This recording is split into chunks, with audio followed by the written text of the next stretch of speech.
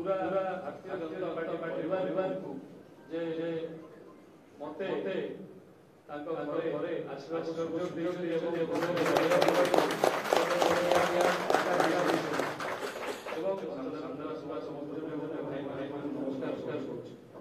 एवं सर्वप्रथमे बहुत धन्यवाद देवी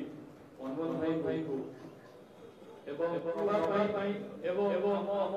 प्रिय प्रधानमंत्री श्री नरेंद्र मोदी सुधी होची मु भी गोटे कर्मकर्ता बढ़िया मोर भारतीय जनता पार्टी ओडिशा रे नवा एवं प्रिय प्रधानमंत्री श्री नरेंद्र मोदी एवं प्रत्येक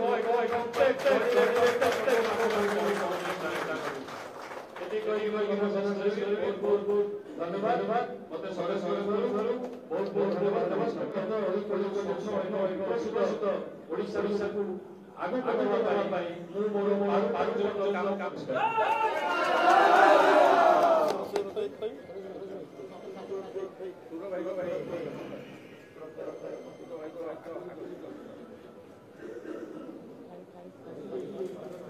एही भली वीडियो देखिबा पाई आम चैनल को लाइक शेयर सब्सक्राइब करंतु ब्यूरो रिपोर्ट ओडिया न्यूज।